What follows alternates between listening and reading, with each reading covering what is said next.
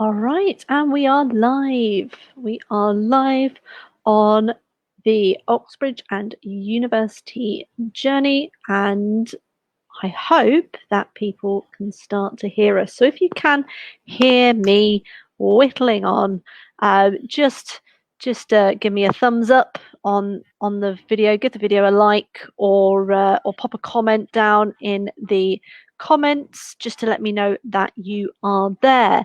Whether you're watching this live or whether you are watching this on replay,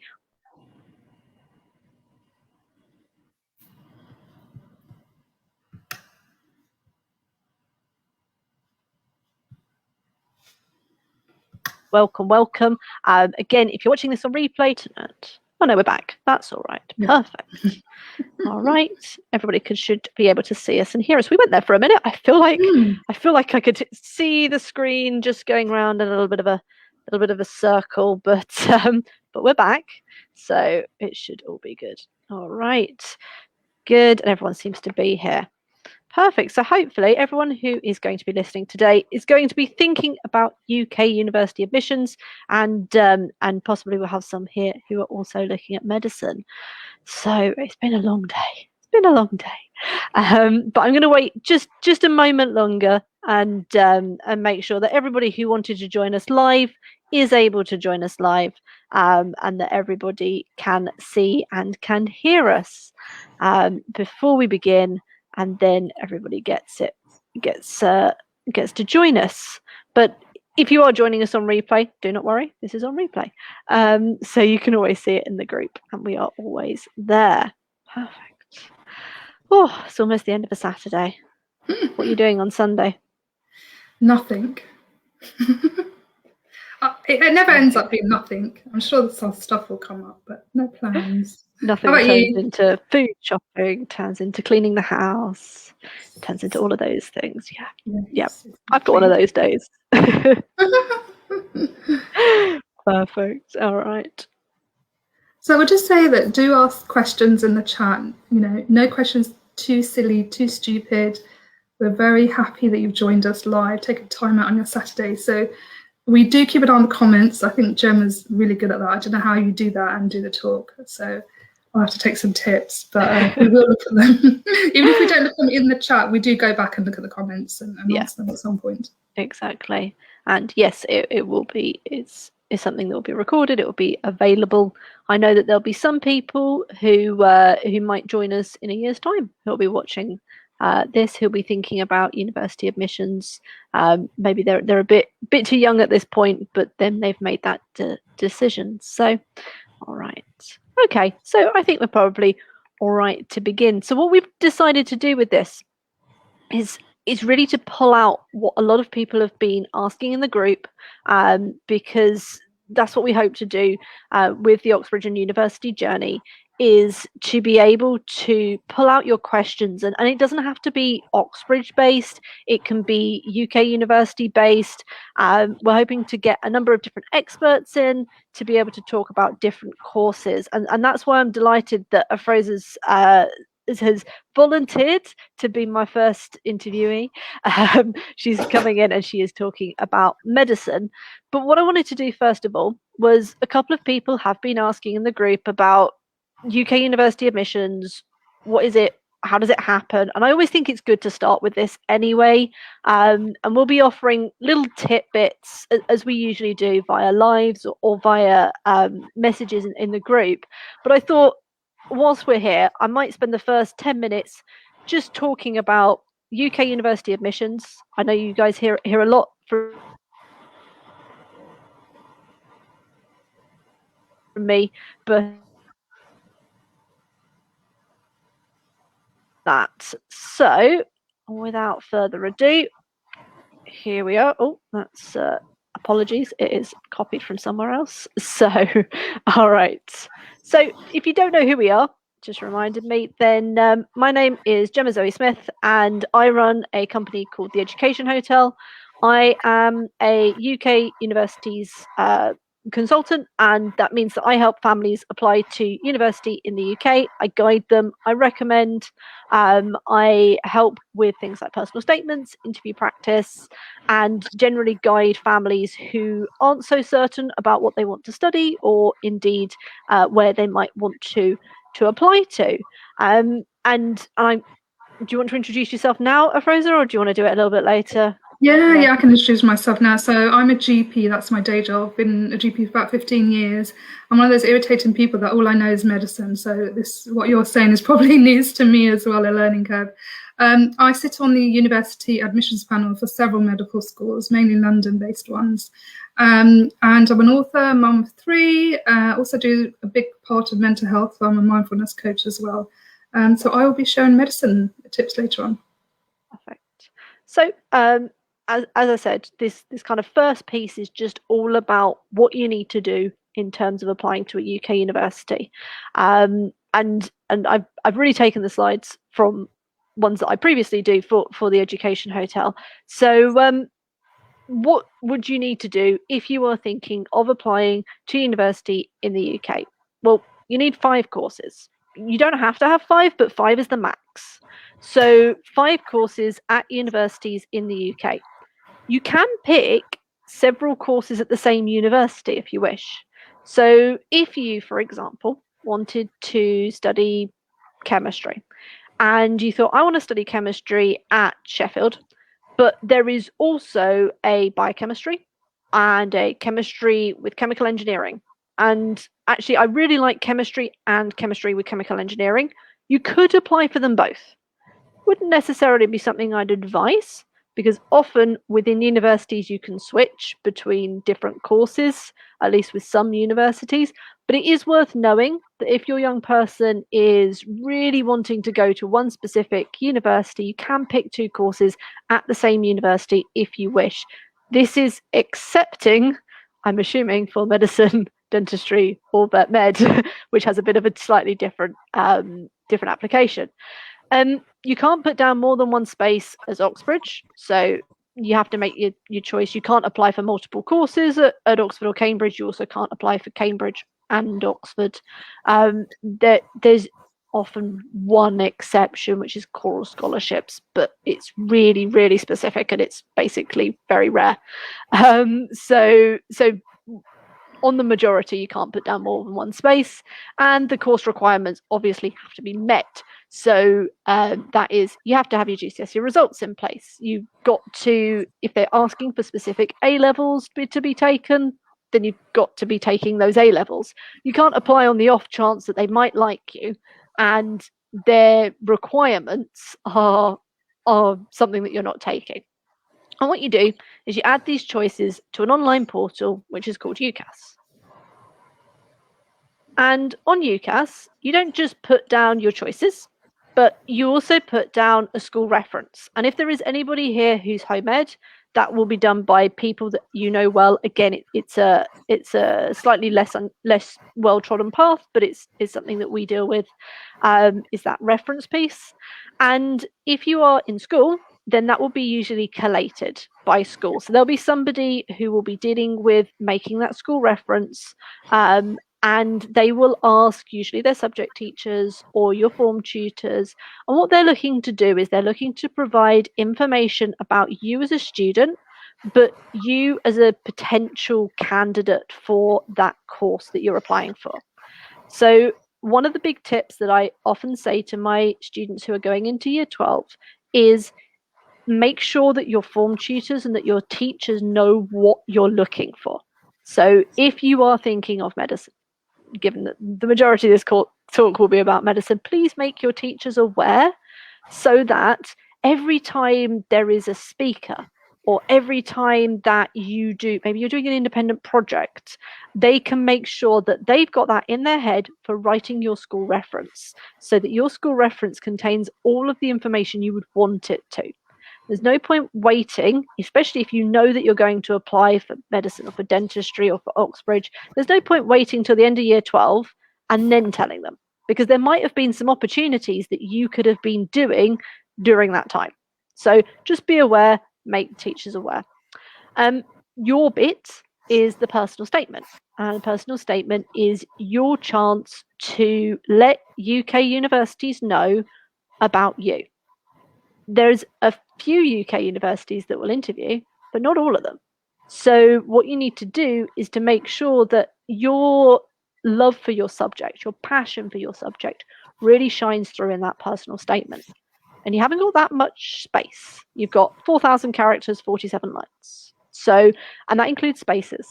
So you really don't have much space in which to sell yourself, because that's really what the personal statement is for. It's not a list of all the things you've ever done.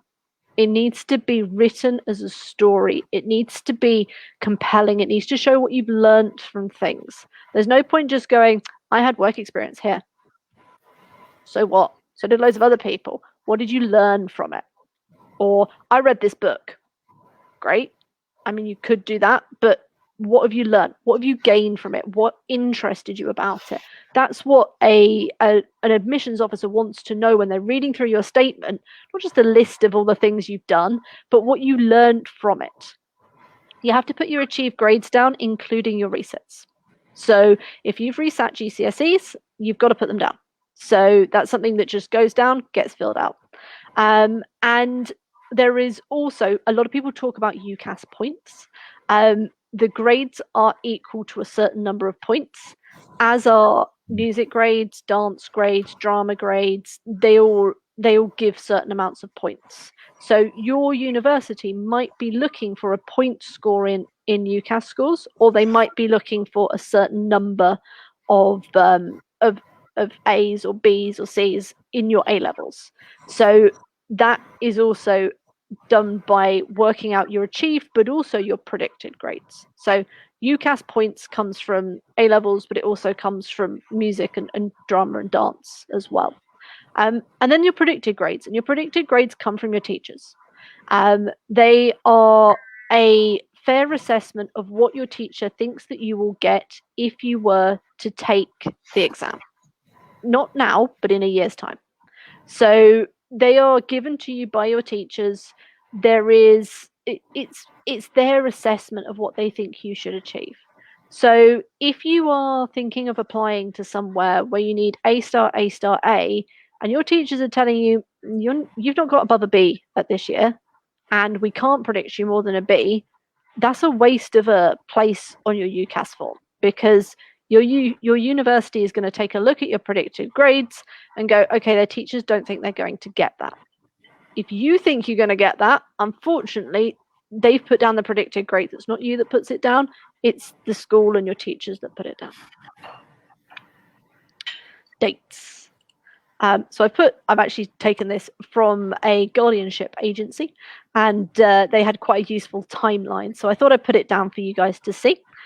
These dates, this is from 2017, although the actual dates and the months are fairly similar. So you will notice there is an earlier October deadline for Oxbridge Medicine, Dentistry, or Vet Med.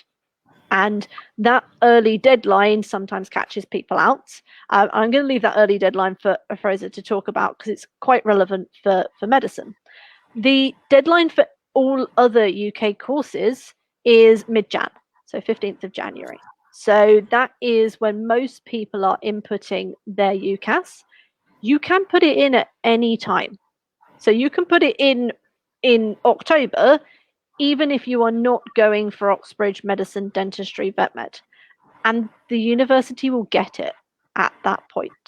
So I know that, for example, I went to Harrow's Parents' Evening recently, and they recommend that all of their students get the application in on the 15th of October, because that means that universities get it for a bit longer. It means that they start making those decisions earlier, and it means that you're in the first wave of people, so to speak. So that is something that, interestingly, I found quite interesting, because I don't necessarily make my students do it on exactly the 15th of October, but I've always said do it earlier than January.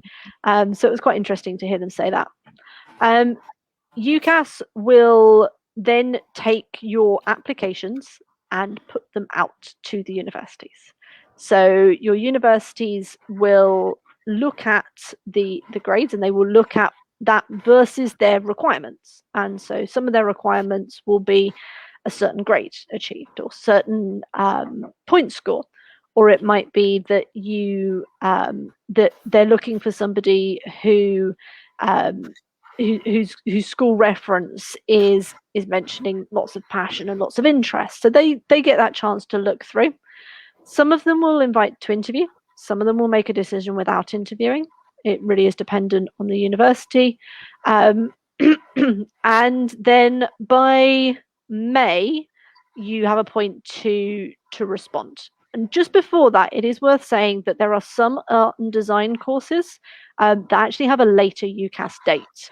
So you might see that there on the timeline. It's quite specific courses, and it will be really, really obvious if they have a later date. But they are specific art and design courses.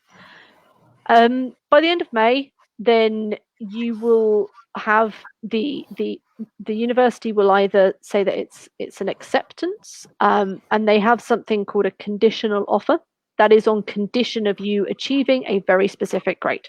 So you might be given a conditional offer, condition of getting 2 A's and a B.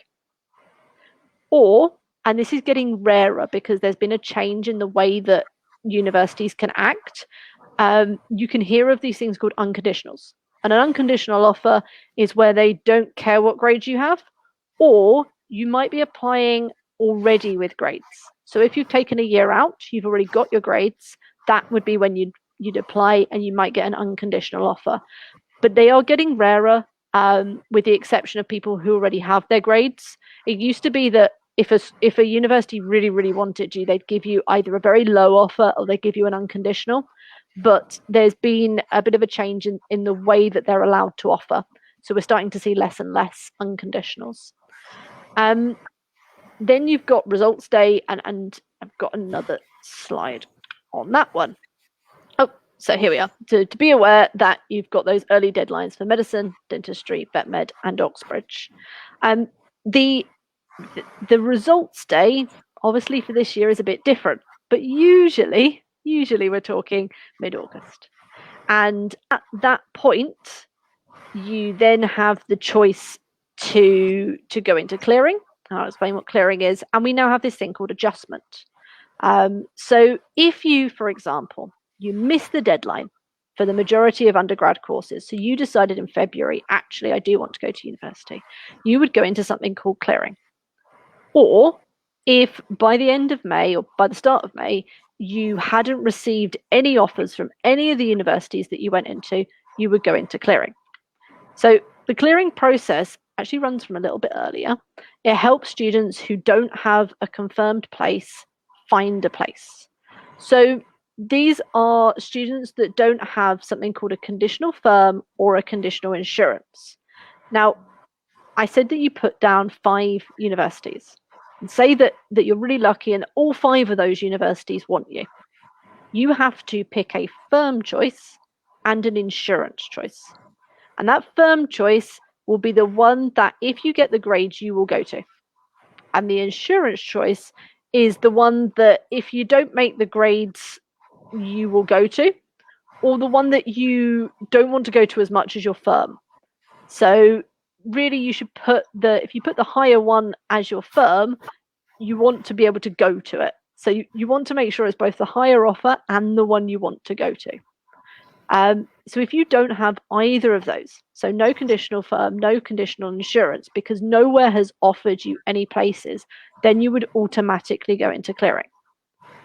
Also, if you've got your grades and your conditional firm and your conditional insurance have said, actually, you didn't get high enough grades. So when they give you that condition, they say it's on condition of, so say your conditional firm has AAA and your conditional insurance has ABB, but you came out with BBB.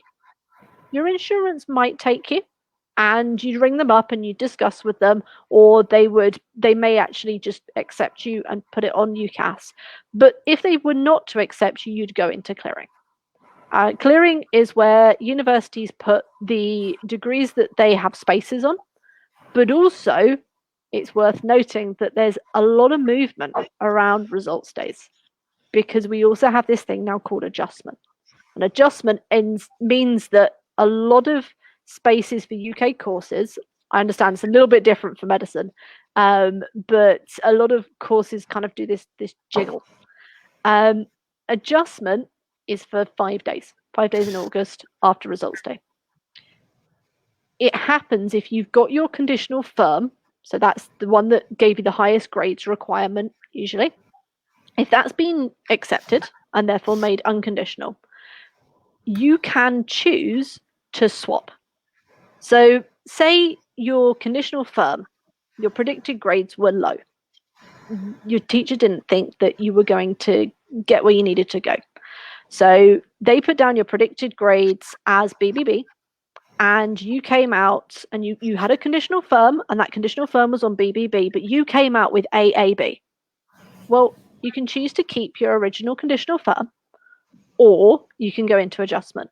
And what you might find is that there is a university out there that has the requirement of AAB. They wouldn't have considered you first time because your predicted grades weren't that high, but they will consider you now because you've got your grades. So that's when you might move and say, actually, I'd rather go to this university. You do the movement, you do the adjustment, leaving your place for clearing. So that's when someone from clearing would come in and have your place. So that's why there's quite a lot of movement when it comes to that results day. I think, yep, that is pretty much what I wanted to go through, because I've cared quite a lot about conditional firm and all of those things. So let's have a look. Is 15th of October the deadline for Oxbridge applications when the child is in year 13? Yes. Yes. So your child would have just started year 13, which is why we're talking about it now, because you need to be prepared. If you're looking at something like Oxbridge or medicine or vet med or dentistry, you want to get that application in, and that application needs to be checked over. It needs to be fully formatted, all in by the 13th, by the 15th, sorry. All right, what I'm going to do, I'm just going to switch slides over. So let's put that there. And hopefully that has helped people who have questions just about what it is that all of these words that we often talk about in the group mean. But what I'm going to do is I'm going to hand over to Afrosa, who's going to talk us a little bit more in depth about med school, because the medical application is slightly different than your standard UK application. There's some interesting quirks, should we say? Yeah. Let's pop this up. All right. So we should just be able to see the slides in a moment. There we are. Brilliant. Great. Thanks, Jemma, for that. I think we can go on to the next one. Yeah, so I think I've already said who I am, so we'll skip that one as well. Right. So I'm going to give you a quick whistle-stop tour of medical applications. It is a bit of a minefield. There's so many different components, but I'll try and break it down, just touch each one very briefly. Medicine is very competitive.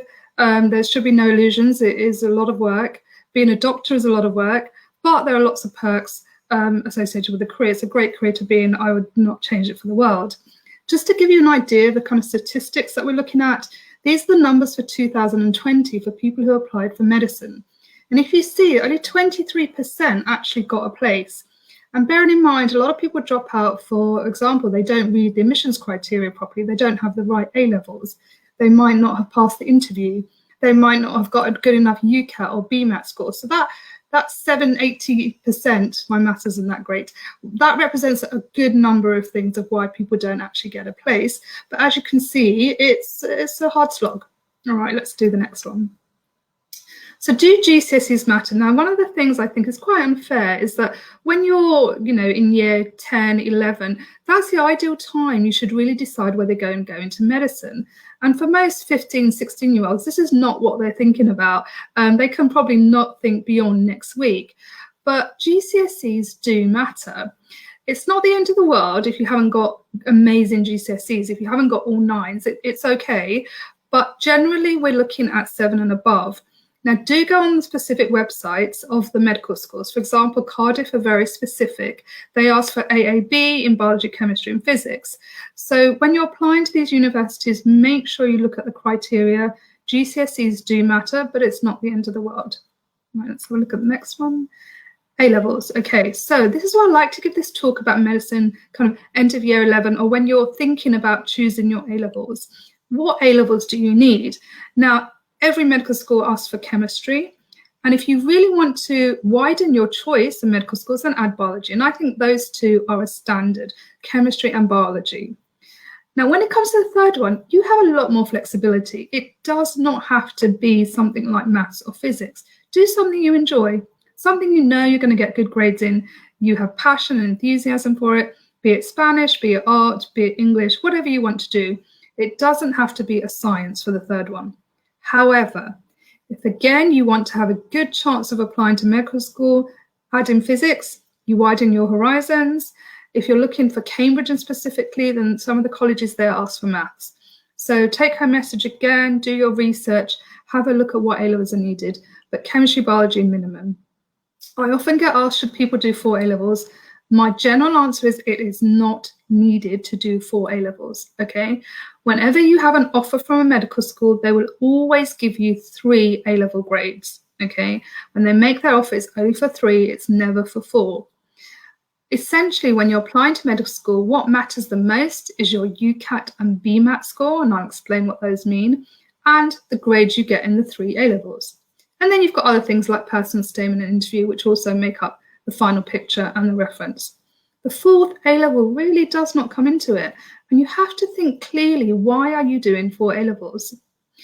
Remember, medicine has its own admissions test, which you're going to do in year 13 around September, November time.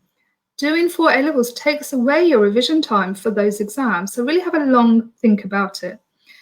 However, if we look at the statistics for Oxford and Cambridge, most of the people who got places did do 4 A-levels, but it's not an essential requirement, and I don't want anyone to kill themselves over it thinking that they have to do 4. You don't. So these are just some grades that I've put together of some of the offers that the universities require. So what I do with my clients is once we've got the UCAT score, then we need to do a strategic application. Okay, so if your UCAT score isn't great, we're going to go for some of the universities like Kent, Anglia Ruskin, who need a lower requirement for your A-levels.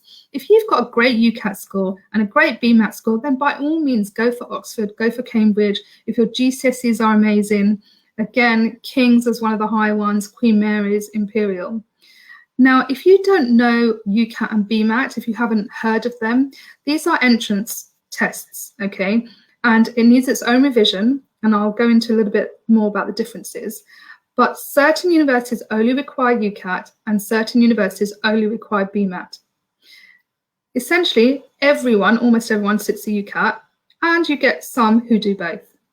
But make sure you find out which uni you're applying to, which entrance exam you need.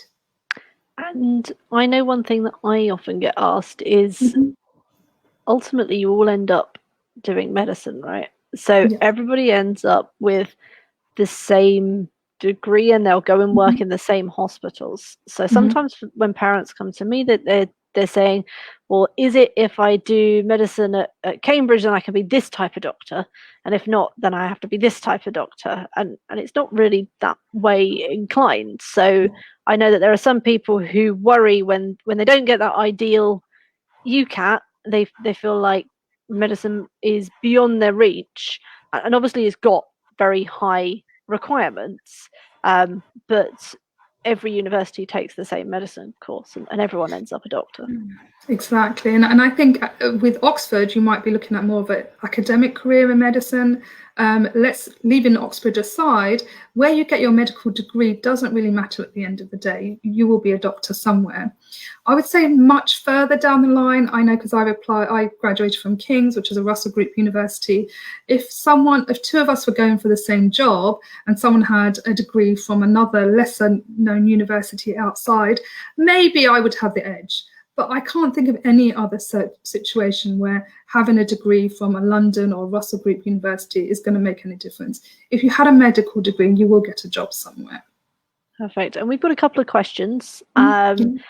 For Russell Group, do we suggest for A levels, I'm assuming all sciences? Does it make a difference? And someone's saying, does choosing psychology offer a wider range of pathways?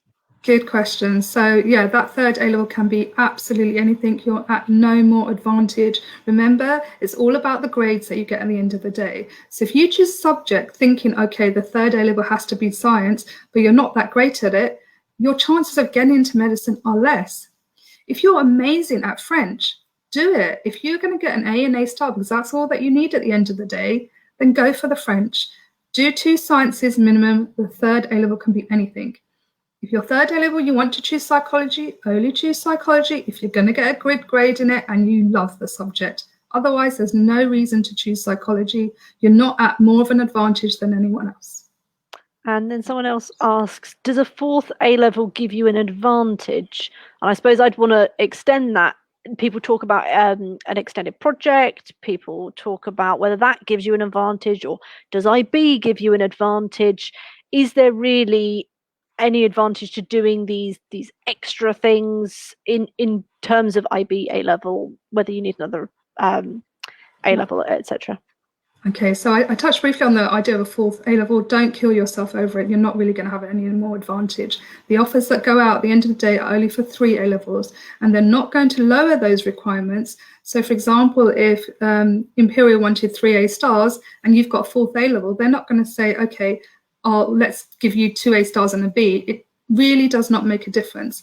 Remember, by doing that 4th A level, you are taking time away to revise for the UCAT and Bma. And one thing that's really important, I want you to understand, most of the students that are applying this year have teacher assessed grades. We know all the grades are higher. Okay, lots of people are walking around with 9s and 8s and 7s.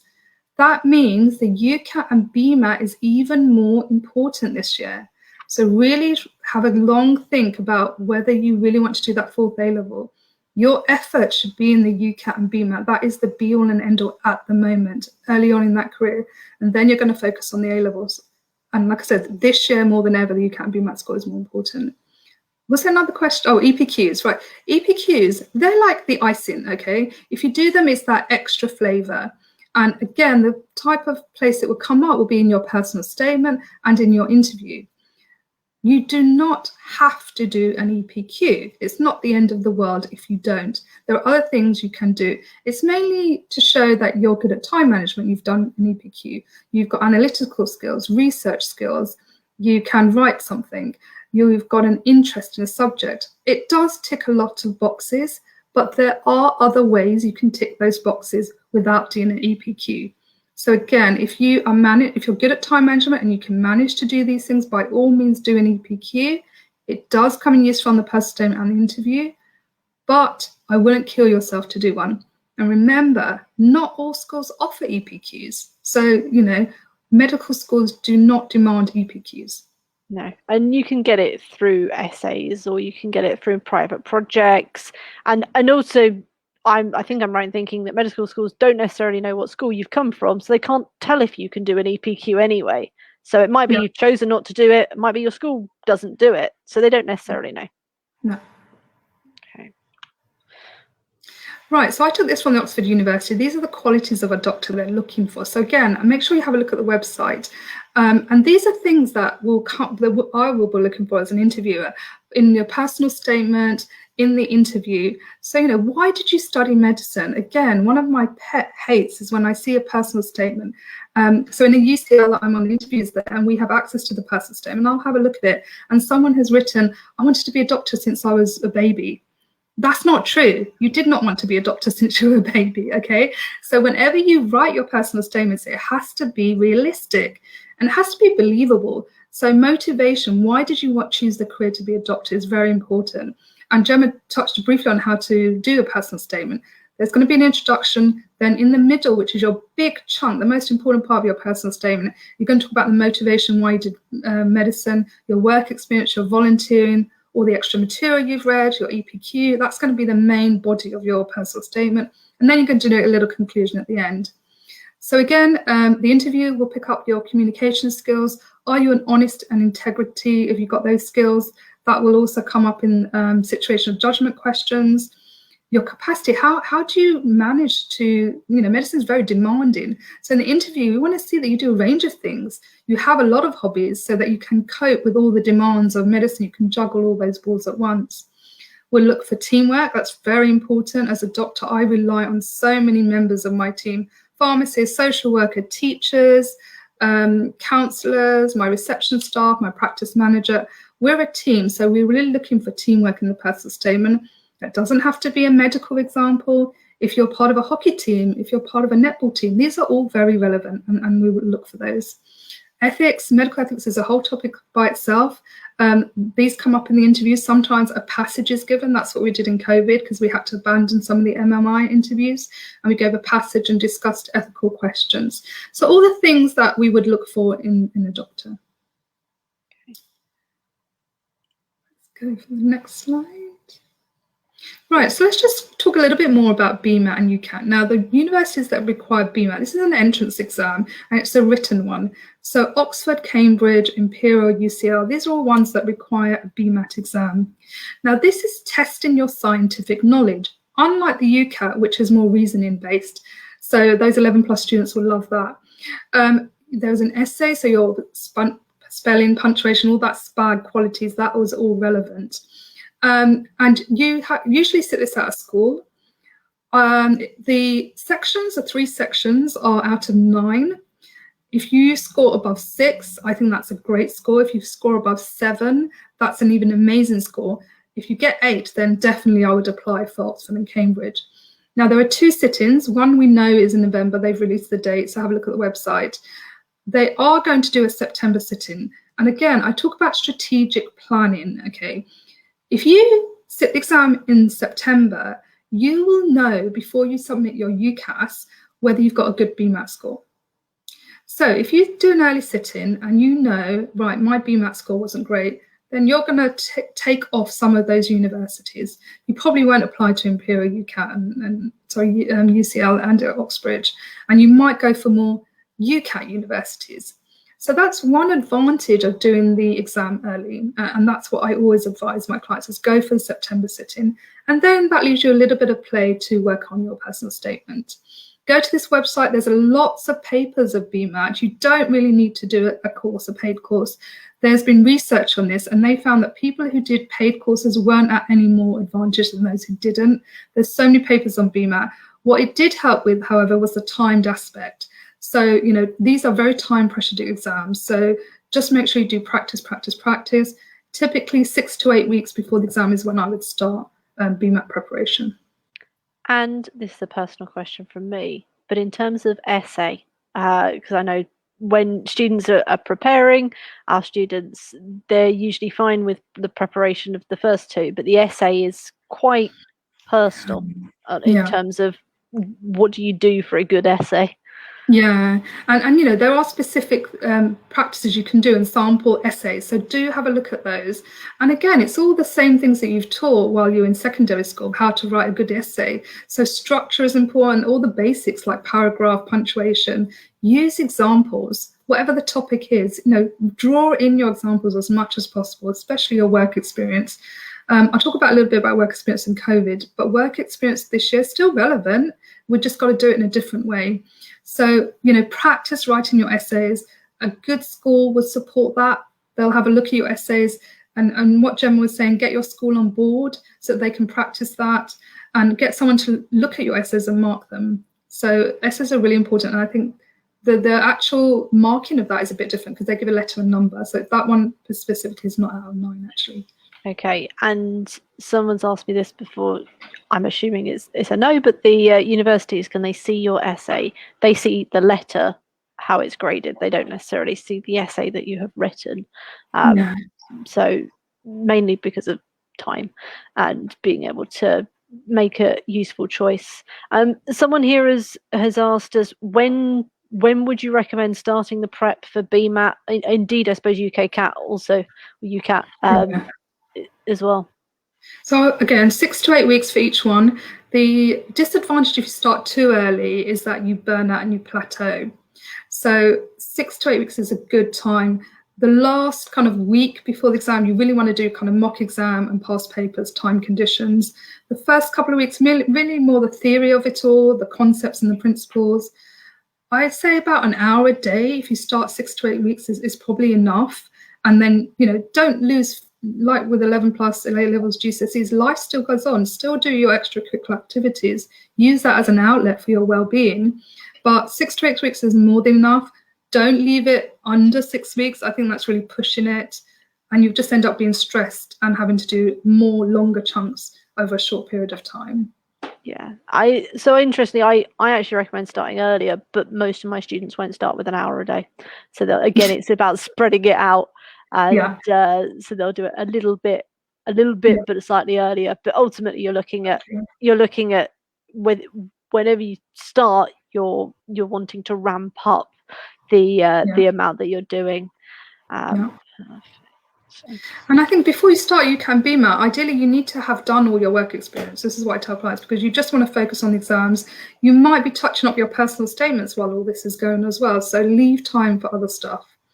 Okay, the UCAT has 5 sections, unlike the Bma, which has 3. And you don't need a knowledge of science and maths, which is more like the Bma. The UCAT is a computer-based test. You get the results very quickly, unlike the Bma. You have to wait about a month.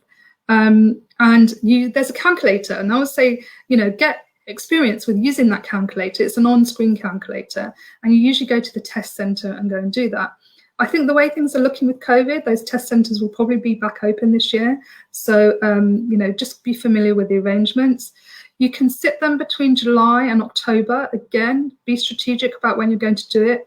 If you're going to do BMAT, and if you're going to go for the September sit-in, then probably go for the July sit-in for UCAT. And when the registration opens, apply straight away, because when you have a date, right, I've got to work for this date. It will really help with your planning. So try and apply early. I would go for a July sit-in personally. And then, once you get your UCAT results, right, these are the universities I'm more likely going to get in. And again, you can go to the website, get a couple of past papers. There's not that many compared to the BMAT. There are companies that will do UCAT prep. I'm not affiliated to any one of them. I don't get endorsements or any monetary at all, but I think Medify is a good one you could go for. There's some books as well for UCAT, so do have a look at those. Those are the standard ones, I would say. Okay, and someone has just posted, I've just done a check on it, Oxford will only take the November sitting Yes. for that. They're really specific on that. Yeah, thanks for that. Yeah. All right. Right, so again, read around the subject, okay? So in our personal statements, and when we talk about the interviews and we ask you, why do you want to study medicine? We want to know that you've really done your research. And these are just some of the books that I've pulled out, which I recommend.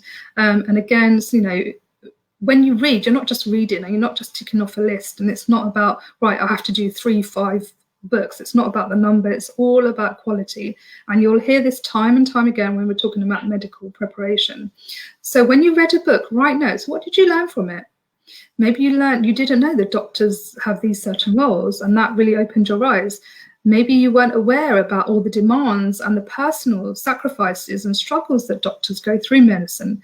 So really reflect on what you've read. And it doesn't have to be a book. Even if you watch like Casualty or listen to a podcast, they're all relevant, okay? And this is part of our wider reading. So do have a look at some of these books. Don't go crazy. Don't need to read all of them. Just pick some and read it and write some notes. It's worth saying that for other UK universities, that would be something I'd echo in others, is that it's not about how many or what you've done or what score you've got in this essay competition. It's about what you take from it. So when students start with me, I recommend that they kind of keep a spreadsheet or keep a document of everything they've done, whether that is someone came in to talk in school, write a little bit about it. It's interesting how much you forget when it comes to writing that personal statement. Mm-hmm. Somebody has asked a question about, can personal statements cover varied options? They've given the example of medicine and law, and I think if I go first of all in terms of generic, when you choose what you're applying for in those 5 choices that I mentioned at the start, would struggle to choose two very, very different courses. So if you are interested in taking physics but also drama, you're going to struggle to write a statement for both. And it's going to be very obvious for both the universities that you've applied for different courses. You wouldn't be able to mold them together. Very similar related courses. So someone's taking chemistry and chemical engineering, or someone's taking chemical engineering and then they're taking generic engineering somewhere else. Those are easier to do. They're definitely an easier prospect. Or I've spoken here before with Cam, and he applied for natural sciences, but not everywhere. So some of his statement was about natural sciences and about breadth, but some of it was just about what he specifically applied to elsewhere. Medicine and law are two incredibly competitive courses, and therefore I would never advise someone to apply to both. You're spreading yourself too thin. They've got two different types of application, and you will come across as though you're not certain what you want to do, and that means that neither university will want to have you in a really competitive course. They want people who are really really focused. I think, interestingly, you probably could talk about medical ethics and medical law as part of a medicine personal statement, but that wouldn't be something you'd put forward to law. I think, Jemma, you said all the right things. I completely agree with everything. You only get one personal statement. So with medicine, it has to be very specific. So you wouldn't be able to do medicine and law. That just wouldn't work. You have to choose one or the other. You reminded me of a point. You can only choose 4 medical schools on the UCAS, by the way. You can't do 5. The 5th, you can either leave blank or apply for something else. Most people do biomed. Something like that. You don't have to, but it's only 4.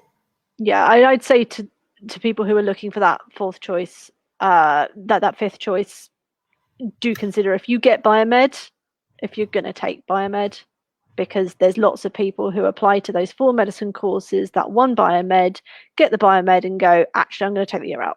Because if you're putting it down, you should be considering going. There's no point going through it otherwise.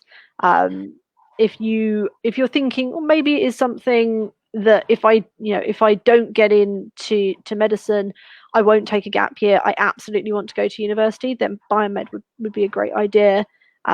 If you are thinking, if I don't get into medicine, I'm going to take a gap year, you probably don't want to put the biomed down. There's probably no reason to. I mean, that would be the way that I'd advise. Yeah, I think if you've got the grades, by all means take a gap year, and you really want to do medicine, it does not disadvantage you. In fact, people grow and they use that 1 year as amazing experiences. So yeah. Okay, talk a little bit about COVID. Actually, with COVID, we've had an increase in medical applications. It's gone up by 21%. I remember people have gotten really good grades in A-levels and GCSEs through the teacher assessments. So what I take-home message is grades are not enough. Your UCAT and Bma score really have to be good. So make sure you put time and effort into that. Your personal statement needs to stand out. It's going to count more than ever, because universities just can't rely on just the grades anymore. So I think COVID has glamorized medicine as well. It's one of those jobs that wasn't affected in the pandemic as well as many other jobs. So I think it is becoming increasingly popular. I think it went through a phase of doctors kind of being heroes. So I completely think that's not a surprise, actually. We'll do the next one. Right, work experience. Now, people say, they've not had work experience. And as a university interviewer, we sympathize with that and we take that into account. However, you cannot say you've not done any work experience. This is your chance to be creative, and that's what I'm looking for. When I see you in the interview, when I look at your personal statement, this is your chance to shine. Yes, it was difficult, but what did you do about it? Now, let's take COVID outside and put that to one side. If you're looking for work experience, buddy up with a group of friends and email and write to every GP and hospital, literally old days, Yellow Pages or Google. As a GP, if I have a busy day, which is most likely, I'm going to ignore the email, right? Most realistic scenario. On the odd chance, I'm in a good mood and I'm generous, I will actually say yes to one of those, okay? Just by random chance. Off that off chance, I always advise, go and contact them. Divvy out all the hospitals, all the departments and the GPs. You may get a response. Now COVID is easing up, the restrictions are lifting, some more hospital placements are coming up, especially the volunteering roles. You can volunteer at COVID clinics, when you have your injection and they need someone to supervise for 15 minutes. That's a great way for students to get involved in volunteering. So there are ways and means to do work experience. Contact a care home, a hospice. It doesn't have to be medical either. So something like, I've put some suggestions on here, do it as a great volunteering service. Again, doesn't have to be formal. Let's say your elderly neighbour was isolating or shielding. Ask them about the shopping. This is work experience. I'm going to muddle work experience and volunteering and put that into one block. But this counts. What did you do for the pandemic? And what did you learn from it? And you could say, well, I learned that they had a lot of difficulty coping. It really developed your empathy skills. These are all relevant things we are looking for in medicine. First aid, St. John's Ambulance, that's also relevant. A listening service, I've put some advice here, what you can do and volunteer. Listening is a great skill for a doctor. That's half our job, is listening to patients. So these are all relevant, not medical, but very relevant. Working in a charity shop, doing something for the community, doing something for the greater good. Again, if you work in any sort of shop, it's relevant. You're dealing with unhappy customers. You're using your communication skills. You're using time management. You might be a leader. You might be in charge of a specific aspect of the shop. All very relevant. And remember that slide I showed you about duties of a doctor? All those skills are just as important and just as relevant. You might want to do some mentoring, some children. Every step in medicine, there's some teaching that goes on. So mentoring, again, is a great skill to use and something you can put in. So while I sympathise that work experience hasn't been easy, it still needs to be on that personal statement, and I still want you to talk about it in your interview. And it shows your passion and shows that you've gone beyond. I know that there are some parents and families for whom getting that initial contact, that initial hospital or GP contact, can be quite tricky. They don't have it in their family. And also for some medical experience, there's age restrictions as well. And one of the things that I say to them is it doesn't have to be hospital. It's work experience. It's not hospital experience. It's great if you can get into a hospital or a GP surgery, but there's plenty of other places as you've outlined. All right. So I've got two more generic questions, which I'll take the opportunity to answer.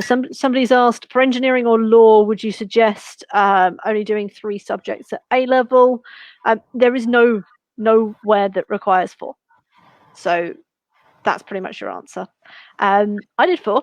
I did 4 because I wanted to, and because I knew that I could do everything at the same time, and I thought that taking the extra one, which for me was physics, offered me a better insight into what I was interested in doing. So I actually took all 4 sciences, so 3 sciences and math, but it's not necessary. And for law, you've got to do, for some of the universities, the LNAT. So again, it's the same as medicine. You really could be spending that time doing prep for a competitive exam, or by doing projects and doing some of that reading that we've been talking about, or indeed work experience. Someone else has asked, do universities have a preference for IB or A level? Which I think is interesting, because IB's not been around that long in terms of UK schools. I'd be interested to know, in terms of medicine, is there a difference, or is it they're just equal? Yeah. Most of them IB, A levels. It doesn't matter. I wouldn't go out of my way to apply for a school that does A levels or IB. Both are permitted and permissible. So yeah. And in terms of generic for UK universities, the IB gives a more broad foundation. So you pick your 3 highers and your 3 standard levels, whereas in A levels you'll only do your 3, possibly 4 A levels. But I suppose the advantage for IB is that breadth, but it is also its disadvantage, because you are taking 6 subjects, even if 3 of them are in standard level. and so it's a bigger workload, but at the same time, we've you're doing that bigger breadth, and at the same time you're also spending the time doing the bigger breadth. So it really depends. For me, it depends on the child. If the student's not very, they want to have that big broad background, then IB would be great. But if they're looking at a very specific subject, and most applications in the UK are very specific, then we look more at A level. And that just tends to be because of the preference of a child and not because of the preference of a university. So all UK universities will accept IB, and the scoring will be very similar. So they will take the point score for the IB will be equivalent to the A level. It's just about how everyone responds to it. I know that if I'd taken IB, I would not have gone down the path that I went down, because I wouldn't have been able to, as an IB candidate, I wouldn't have been able to take 3 sciences and math. So that would have been me out. I wouldn't have been able to apply to Oxbridge because I would have had to take English. I would have had to take essay subjects. So it's really about what suits a child. Right. What do you do with your work experience? So I'll just say there are some online work experience. Look at Observe GP, Brighton, Sussex Medical School. They've got some resources there where you can get some work experience. So that's what I mean. There's no excuse not to have it. There are resources, and free. They're free. You just go on and you can do some online work experience. Now, work experience is not a tick box exercise. Right, I've done it. I've done the hospital, I've done the GP. That's not what it's about. It's not about just saying I've got a list of things, I've covered these. It's what you do with the work experience. And this is one of the things that I will go through later on in one of my specific classes, is how do you reflect? Because this is all what work experience is about. They want to know that you understand what it's like to be a doctor, that you know the good and you know the bad. You've got a real grasp of what it means to go to medical school and come out the other end, that you understand the skills needed and you've seen it in real life. There are things, buzzwords like GMC, duties of a doctor, the NHS values. The whole point is that you're seeing those in real life. So again, make sure you look those things up. You need to know about them. With your work experience, you're going to reflect, you're going to understand, and then you're going to use it as examples in your personal statement and in your interviews. So I want you to just don't think, right, I've gone to the GP, I've gone to the hospital, I can tick it off my list. Before you go to the work experience, have a think, what am I wanting to get out of it? And there are certain methods of how you reflect. There's the STAR method, there's an ABC method, I'm really showing off here, Gibbs reflective cycle, there's a reflective diary the RSC GP uses. In my classes, I go through each one and we figure out what one is the best for you. Sometimes I just do simple PEE, which we developed from 11+. As long as you're showing that you've reflected, that's what we're looking for in the personal statement. We're not looking for the number of work experience. Now, to get a real feel for that job that you're shadowing or that you're involved with, I would say typically 1 to 2 weeks is more than enough. You don't need to do months of work experience, and especially in COVID, we're not expecting you to. But at least up to 2 weeks is a good amount of time. And ideally, try and do that before you move that out of the way before you get the UCAT and Bma revision going. So now is a really good time to get that going for you if you're in year 12. So for something like volunteering, where it's normally a weekly thing, like going to a care home or working in a charity shop or on a call line, is that something you'd recommend doing for longer? Yeah, I think that's for longer. If it's once a week, then if you can try and do at least over a month, you won't ever really get asked in an interview how much work experience you did, how long you did it for, because we have a checklist of things we need to ask. So, we don't get into the nitty-gritty details. The reason I'm suggesting a timeline is for you to get something out of it. If you've done 1 month on a call service or a care home and you feel you really haven't still got a flavour for it, you want to know more, then do more. Because it's not about quantity, it's really about quality and what you've learned from it. Even if you do the 2 weeks and you still haven't understood what the nurse's role is in that job, do some more. Okay, but I'm just giving you a rough context. Perfect. And I suppose when we talk about work experience, because obviously there's work experience in other careers as well, what I do say to my students is you will do lots of different, we talk about that spreadsheet, we talk about logging all the things. You'll do all these different experiences and you won't use half of them, not for writing the personal statement. And you might not be asked any of them in interview. You might be asked one or two. But they're all working to provide you with a deeper knowledge. So again, when we say it's not a tick list, it really isn't, because if you were to write everything that you've done in your personal statement, it would be really boring. So I cut a lot of experience out if somebody has lots of it. So if they've got some experience in a care home, they've got some experience going around after a doctor, they've got some GP, they've got some doing a call service, they do all of these things. You might not use them all in a statement because you don't need them all there, but you do need the ones that you've really, really learned something from. So there's no point doing it for the sake of doing it. And there's also no point just writing it down for the sake of writing it as well. Yeah. And I would say the personal statements, typically you can go through like 30 edits. You're not going to do it overnight. It can take several months. As soon as you do the work experience, keep that log and put it into your personal statement. And I think with personal statements, some people think that you want to show them off to several people and get ideas. That's great. That's what you're supposed to do. Don't show them to more than 3-4 people, because everyone will have an opinion on it and everyone will want to edit it, and you end up with a bit of a mess. So again, quality, don't need to show it to lots of people. There's also something someone said that was quite interesting, is that there are companies who look at personal statements and will mark them for you. But just be careful, if you don't go to a reputable company, your personal statement is now out there for others to see. So just do some research if you're going to go down that line. I once got a student who it was very, very clear that they had not written their own personal statement. And the first thing I did was ask them what the first paragraph, they picked up a specific protein, their biochemistry. I said, oh, that's really interesting. Tell me a bit more about it. They couldn't at all.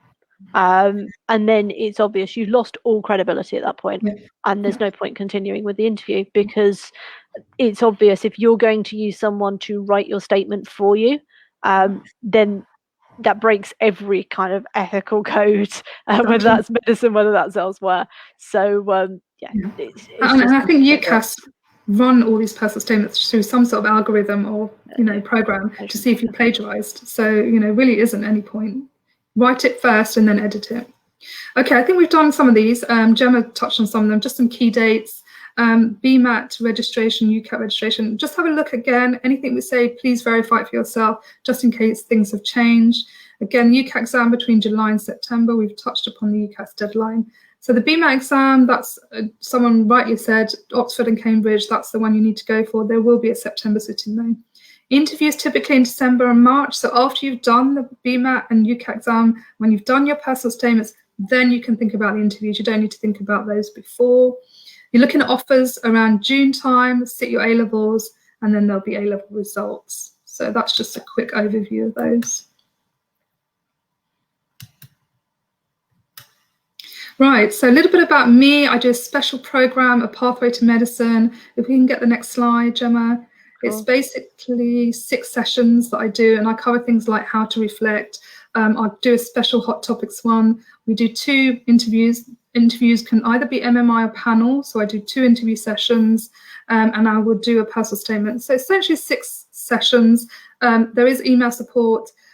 Obviously this is priced, so let me know if you want to know the package. You can either do it as a whole, or you can do each individual one if you only want to do one of the sessions. It's very flexible. But email me and I can tell you more about that.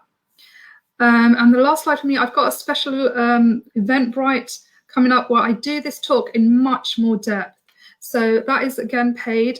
Now, there are lots of free talks about medicine, and they are absolutely fantastic. And there's some really, really good ones. That's all you need. If you want, the difference that I do that others don't do is that I actually look at the personal statements. So a lot of those free talks are by students or by doctors who aren't actually part of the admissions process. Like I said, they're fantastic. I would highly recommend them. The difference that I'm charging for is that I am looking at the personal statements as my job, and I interview for a living. So you get that extra insight. Like everything with this, it's not necessary Don't feel you have to buy into it, but that is there. Please have a look at the Eventbrite event if you want to know more. I think that's it for me. All right, perfect. Yeah. I suppose in terms of education hotel, we do offer UK university support. Do get hold of us if you're interested. I know that there have been some questions throughout here about finance, about law.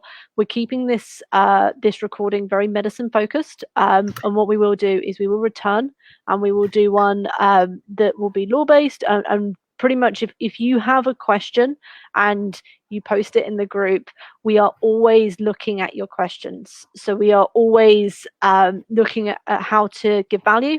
And one of those things is through lives. So if you do have those specific questions, you'd love a live on that, please just let us know. That will be something that we'll get an expert in and we'll do that interview for. Obviously, this one is very, very focused towards medicine, and as such, that's why we have Afrosa here. Can I just do one question? I think we can answer it. Rukmini said, do Russell Group unis prefer educated kids? Do you want to go for that? Or shall I go for private educated kids. Yeah, sorry. yeah. Do Russell Group universities prefer privately school educated kids? No, there is no difference. So in terms of, I can talk about it in terms of Oxbridge. There is an interesting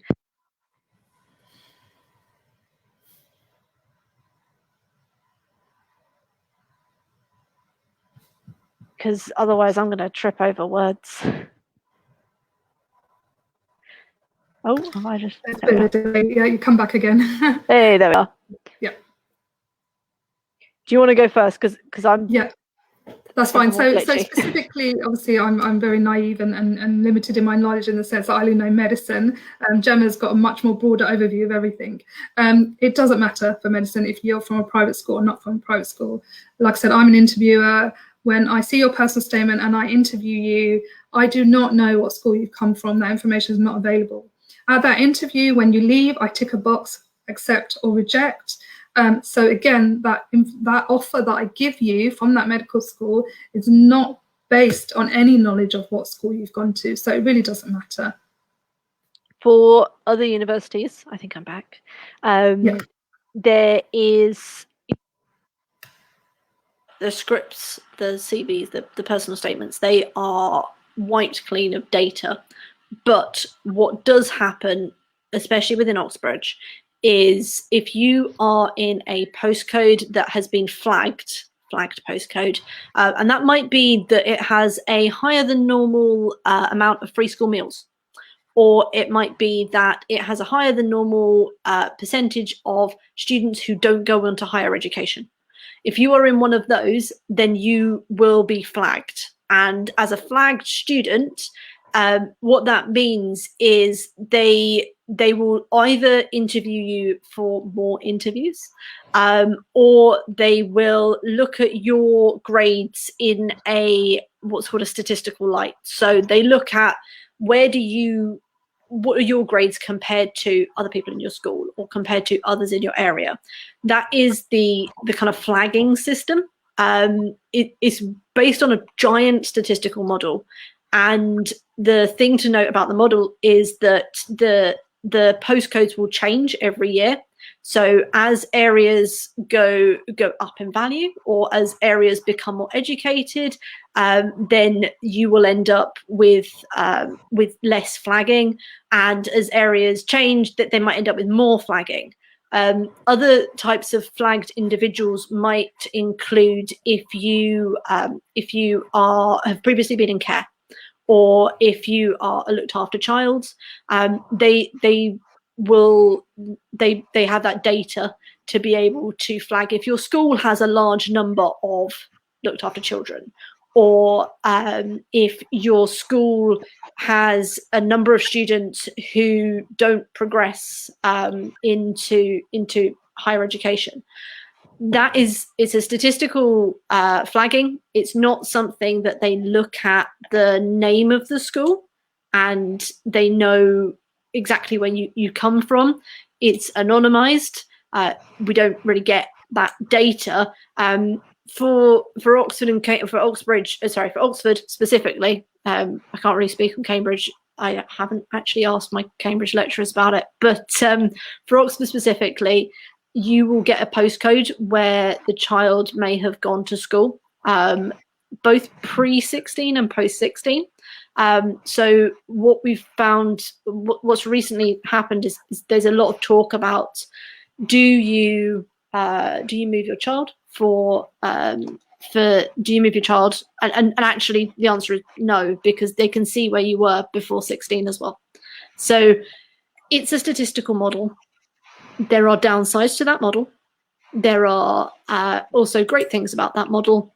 We can't really control that model, would be the big things that I'd say. But there shouldn't be a disadvantage to attending a private school, or a state. Those models change every year. Hope that helps. Doesn't the child's school postcode reveal the school? No, it's a first 3 letters, and you end up with flagging. But the whole thing is an incredibly statistical model. So it's something that I wouldn't really put into, because there's very few flagging that goes on in terms of Oxbridge. So it exists. I'm not saying it doesn't exist, but it's a minority thing.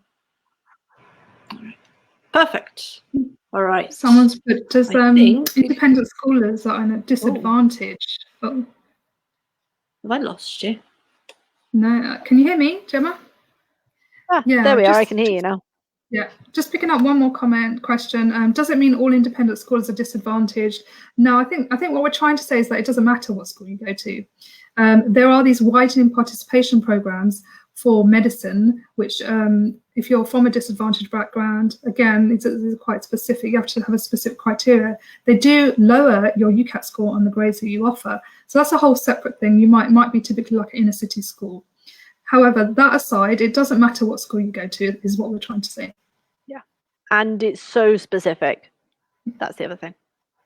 All right, perfect. I think we're done. I think I can go and get some dinner. I've been busy doing lives all day. So again, just before we go, I want to say thank you to Saba, who allows us to come on to the Oxbridge and University journey and to have these conversations and to help parents and to help students who are looking for competitive universities. I also want to say thank you to Afrosa for joining me and for offering your expertise. As you can see, this is something that she usually does and she is usually paid for. So she is a real expert, and it is an absolute pleasure to have her here. So thanks very much. Thank you for inviting me. It's lovely. Thank you. All right then. And we will be going through comments. We will be going through the group. Please do ask your questions. I know that there are a number of people on the group who are more than happy to help and to help you to be able to make the right choice for your child. Thank you very much. Thanks. Thank you. Bye-bye.